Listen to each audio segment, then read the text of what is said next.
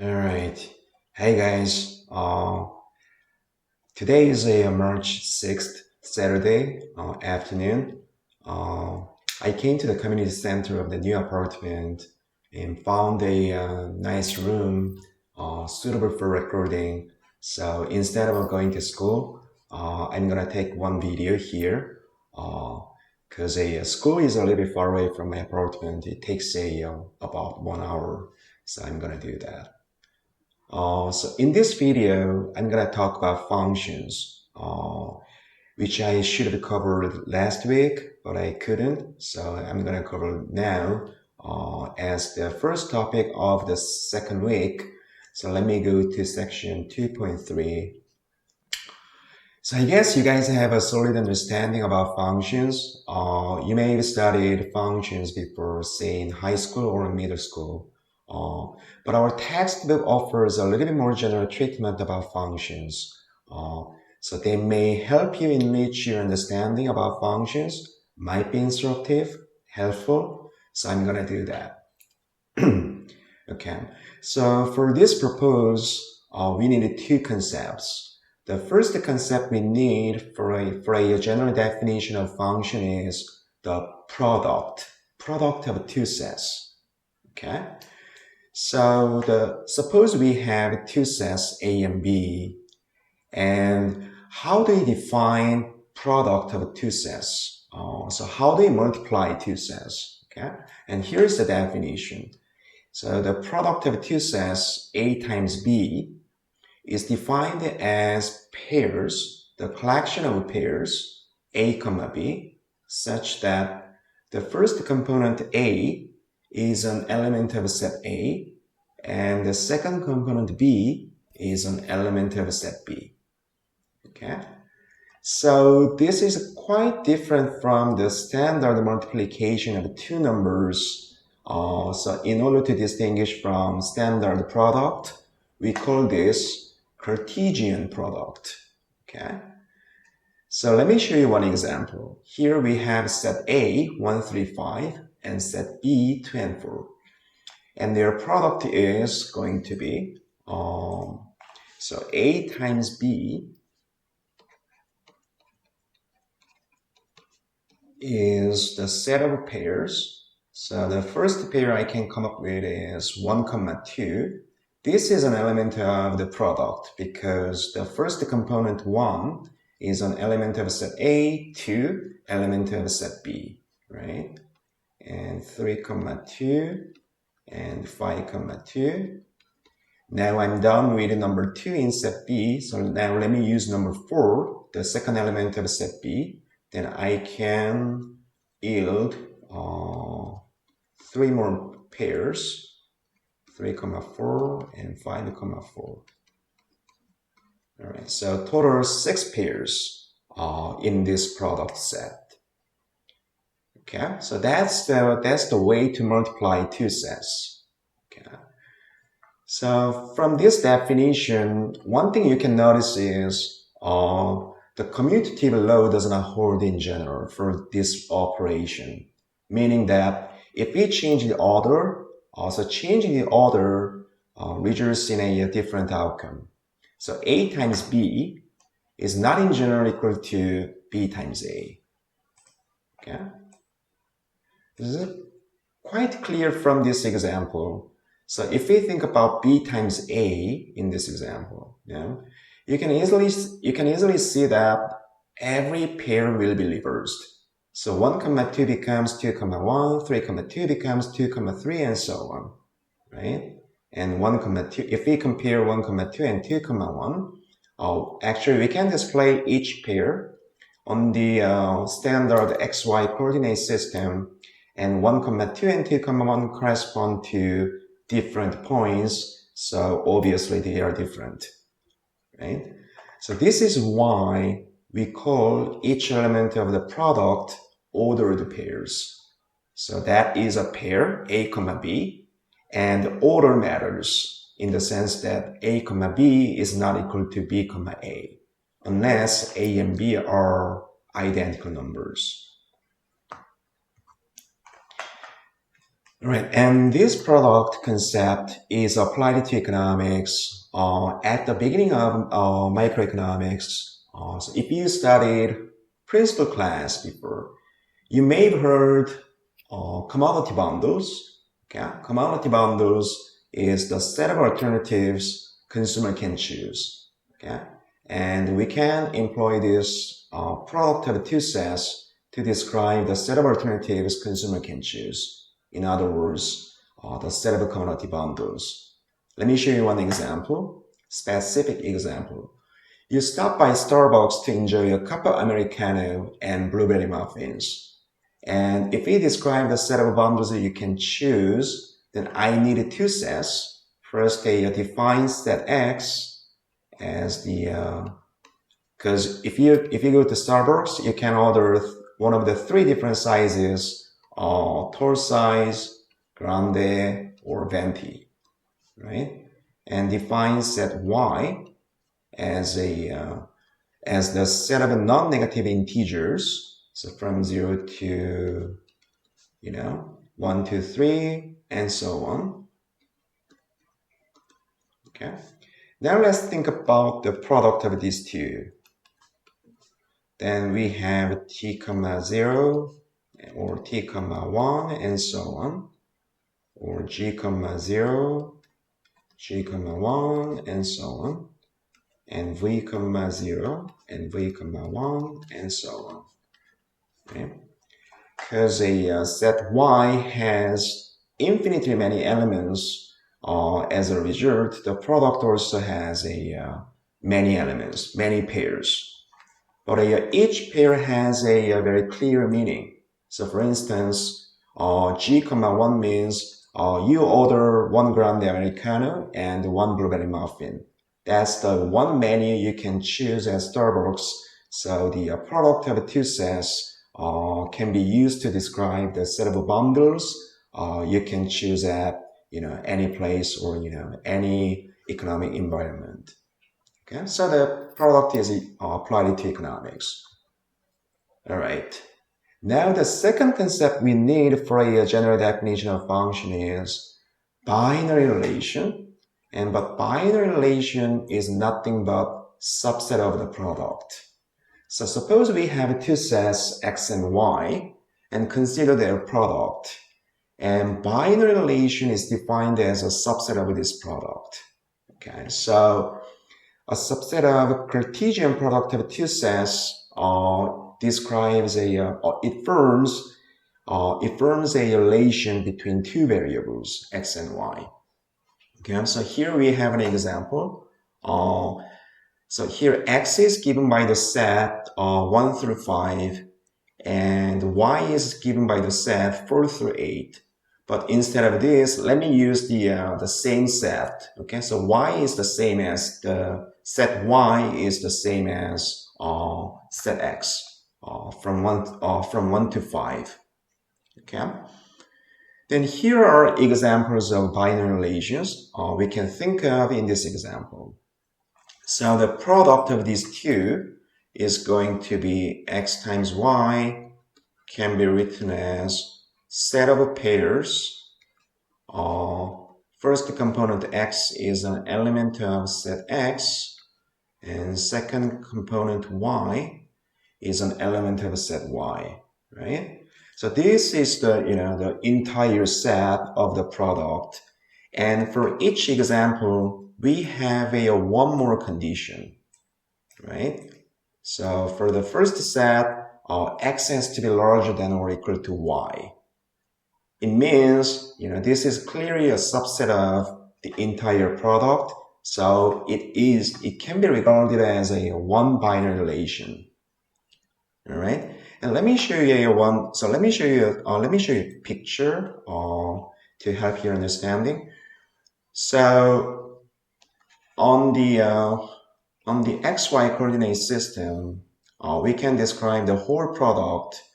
So here we have 1 to 5 on the x-axis, and the y-axis, because I redefine the set y as the same as the set x, so we also have a 1 to 5. Okay. Then the product is going to be, you know, these 25 points in the first quadrant.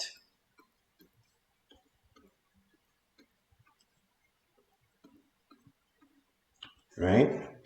So the product of x and y consists of 25 points in the first quadrant. And now think about the first example. In the first example, another condition is imposed that was x should be larger than or equal to y. Okay? So we have to eliminate, you know, some of them. This will be excluded, and this two, and this one too. Okay.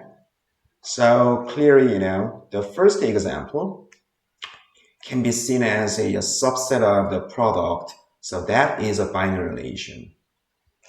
What about the second? In the second example, we have a condition that x be equal to y. Okay. So, okay, going back to here. So we are gonna have a only these 5 points for the second set. There is also subset of the product. It is also binary relation. Okay, so it's not that difficult to understand the binary relation. That is a subset of the product. All right. So going back to slide. Okay, similarly, you know, the third example is also binary relation. But one major difference, so if we compare the first and the second, one major difference is, now going back to the picture to explain the difference. So here, in the first example, you know, if we pick up one element from set X, then we can see one is assigned 5 different points, right? And two is assigned to 4 different points, and 3 or 2 points, because this is also element of the first subset, and the 4 is assigned to 1 point, actually 2 points. I think I screwed up a little bit. All right, one more time. To X, 5 different points are assigned. To number 2, 4 different points are assigned. To 3 different points, right? So, you know, in the first relation associates each element of X to several elements of Y. On the other hand, the second relation associates 1-to-1, right? Because you know, 1 is assigned to, you know, 1, 2 is assigned to 2, 3 is assigned to 3, and so on, right? So relation assigns a unique element of set Y to each element of set X. This is what we call function, okay?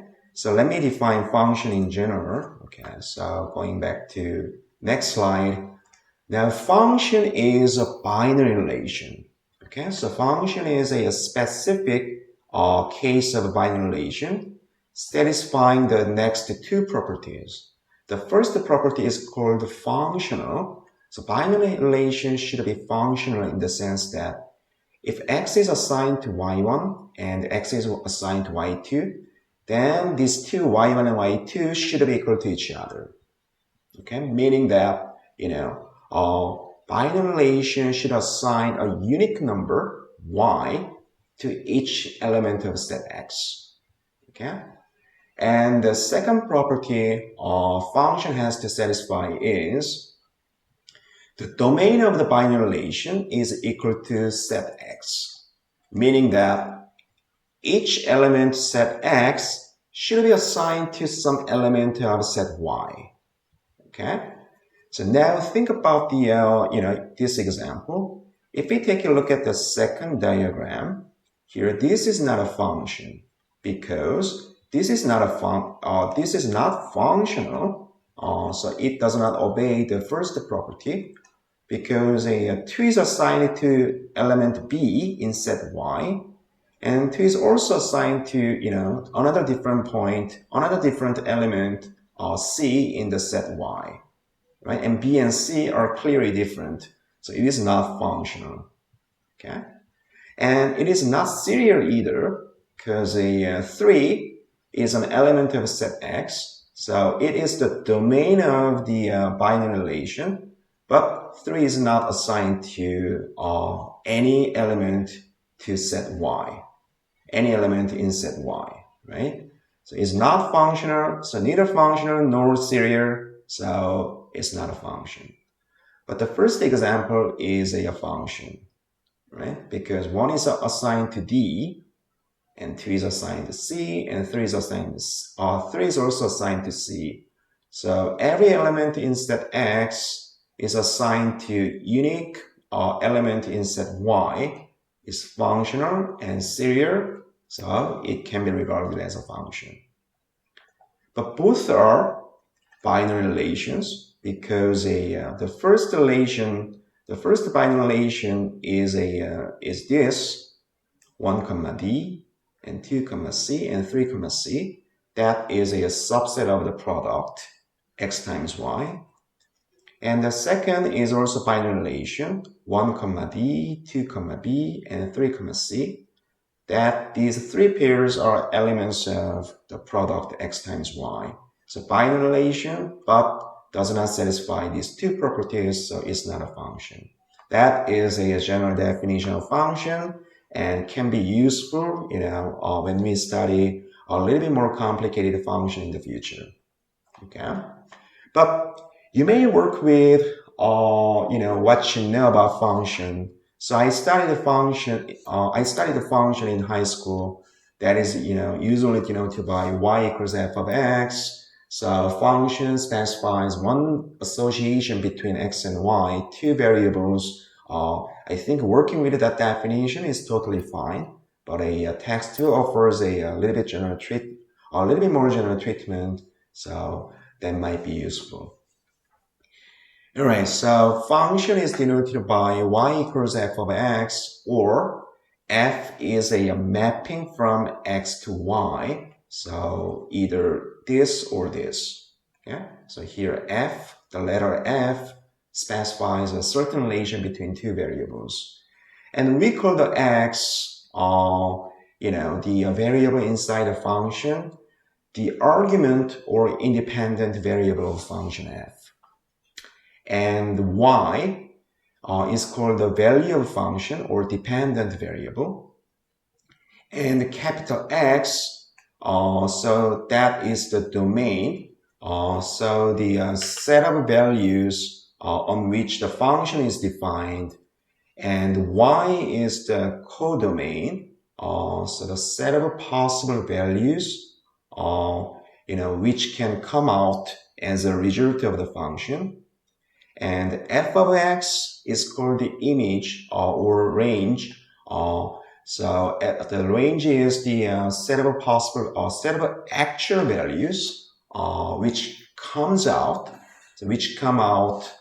from the function.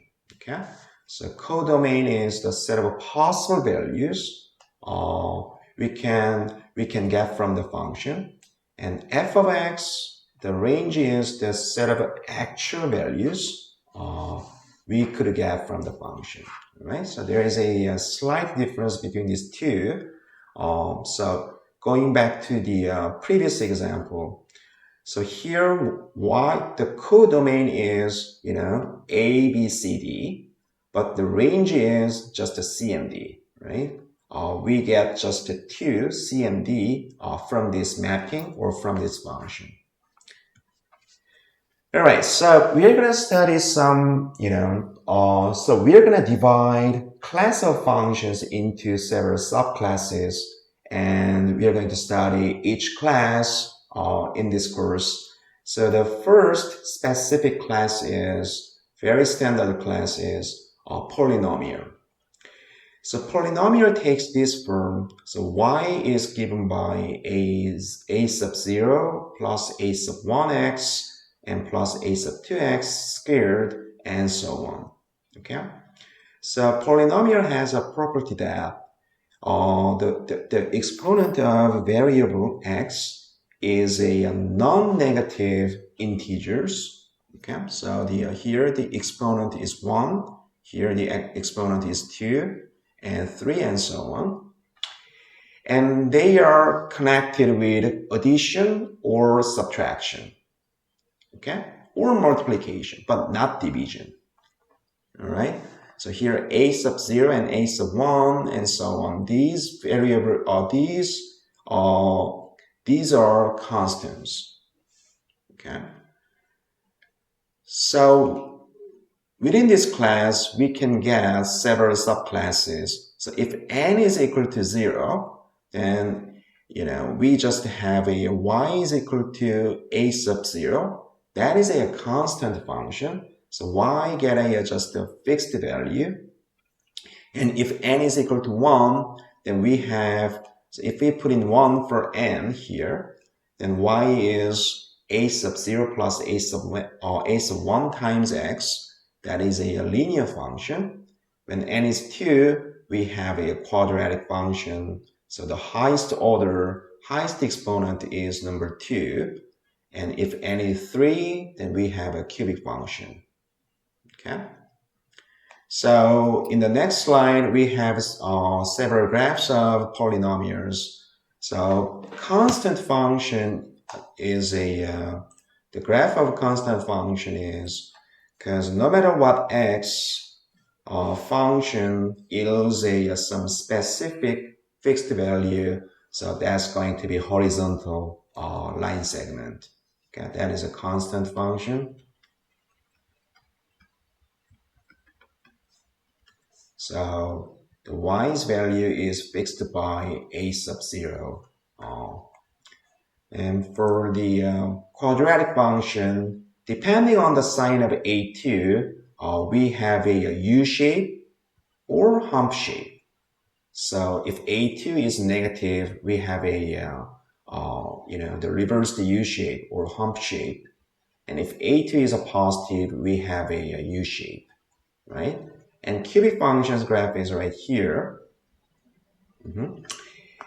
And another class of function is we are going to study a lot in the future. That is a rational function. So rational function is expressed as a ratio of two polynomials. So here is one example.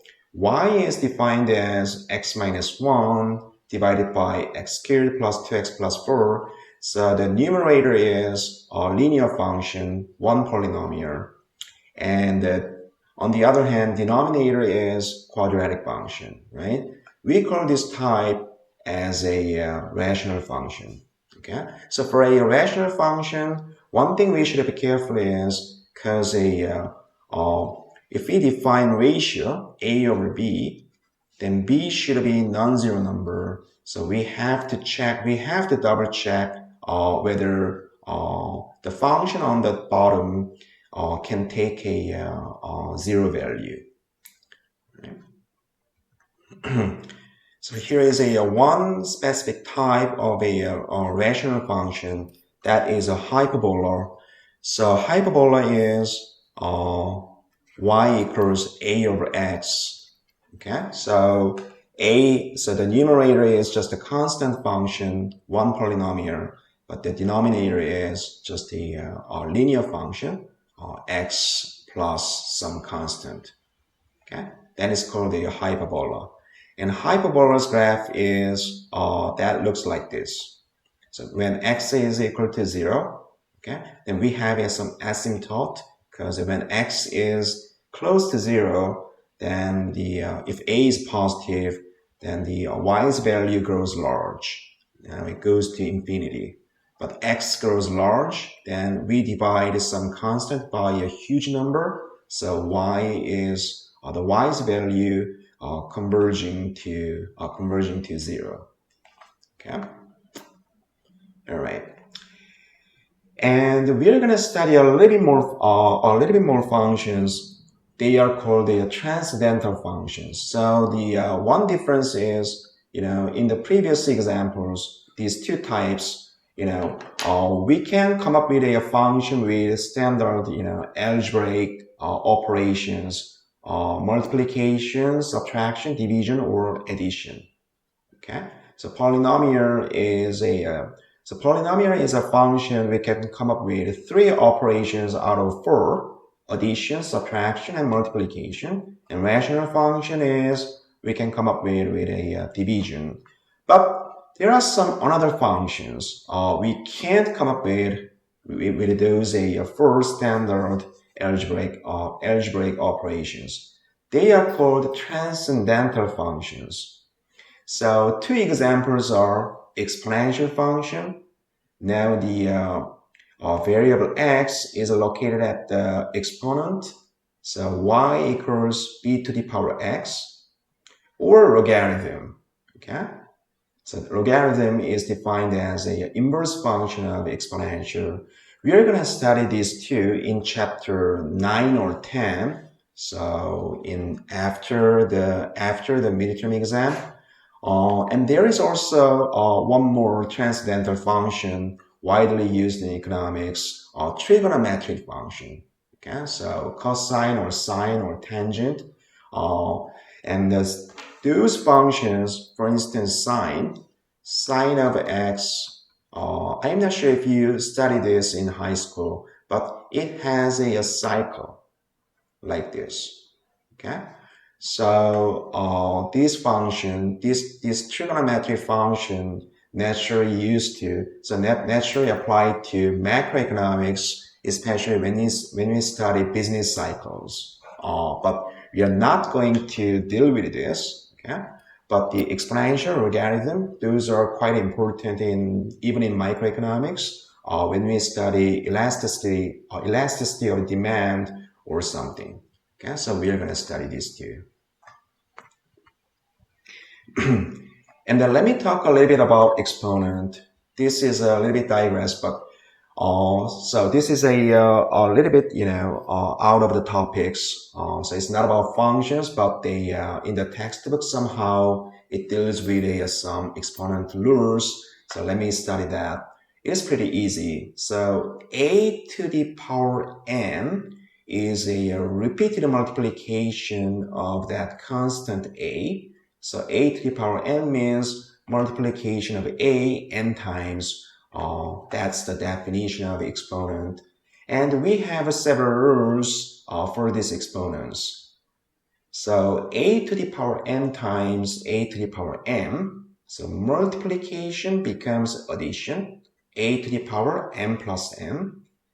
And division becomes subtraction, a to the m divided by a to the n is a to the m minus n. And negative exponent becomes a reciprocal. So a to the power negative n is 1 over a to the power n. And if the exponent is 0, then it yields constant 1 no matter what the base. Okay? So no matter what the constant a is, a to the power 0 is equal to 1.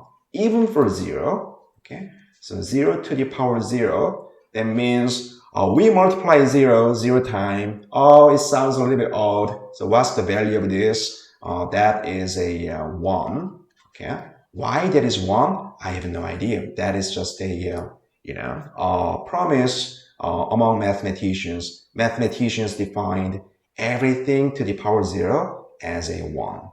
Okay? And a to the power 1 over n is a nth square root of a. So a to the power 1/2 is a square root of a, and a to the power 1/3 is a cubic root of a, and so on. Okay. And if we have a to the power n, so take the a to the power n to raise its power again to the power n, okay, then we are going to have a to the power m times n. Okay, so now we have to multiply these two exponents when we raise the power again like this. And if we have a times b and raised to the power m, then we can distribute this exponent. So we have a to the power m times b to the power m. Okay, so total 1, 2, 3, 4, 5, 6, 7 rows about exponents. I guess you guys are familiar with this, but let me just let me just remind you of these standard exponent rules. Okay, now we have some exercises. That's pretty manageable. So x to the power 4 times x to the power 15 using so we know multiplication becomes addition as long as the base is the same. Now we have to check the base is the same or not, right? So we have two same bases x. So now we can just add these two exponents, right? In the second example, x to the power a plus b plus c. And now we have different bases, but x to the power 3, y to the power 3, z to the power 3, all exponents are the same. So we can rearrange this x, y, z to the power 3, right? And the division becomes a subtraction. So 3 minus negative 3, so x to the power 6. Okay, and for this one, we first have to add these two exponents on the top. So x to the power 1/2 plus 1/3 and divided by 2/3. So total